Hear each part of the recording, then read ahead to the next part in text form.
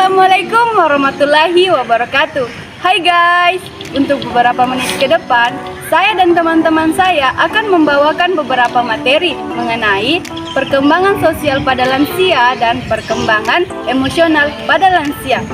Sebelumnya, perkenalkan, kami dari kelompok 4 pada mata kuliah Bimbingan dan Konseling Islam Lansia.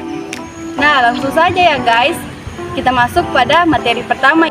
Yang pertama, perkembangan emosional pada lansia biasa mempengaruhi keadaan depresi dan ketakutannya. Pikiran pada lansia terkadang lebih sensitif dalam mengenai sesuatu yang terjadi padanya. Hal ini yang membuat lansia semakin sulit dalam menyelesaikan suatu masalahnya.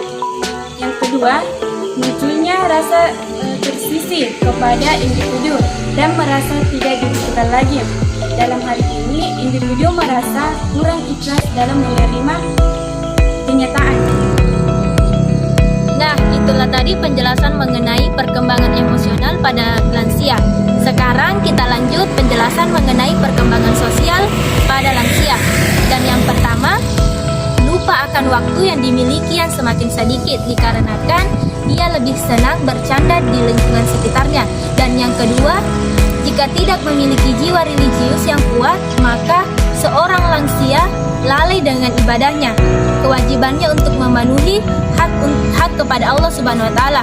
Dan yang ketiga, dia mudah terpengaruh dikarenakan hal ini kembali kepada lingkungannya atau teman yang berada di sekitarnya. Dan yang keempat, cenderung egois karena di luar sana seorang lansia bebas menentukan pilihannya sendiri sesuai dengan apa yang ia lihat. Nah, yang kelima yaitu perkembangan generatif. Jadi, satu tahap perkembangan sosial yang dialami individu adalah ketika seseorang mendekati usia lanjut, pandangan mereka terhadap kehidupan pasti akan cenderung berubah karena mereka tidak lagi memandang kehidupan mereka dalam waktu yang anak-anak, tetapi mereka mulai memikirkan mengenai tahun yang tersisa di dalam kehidupannya. Nah, dengan ini lansia bisa menentukan apa-apa yang penting dilakukan dalam waktu yang masih tersisa. 6. Perkembangan integritas.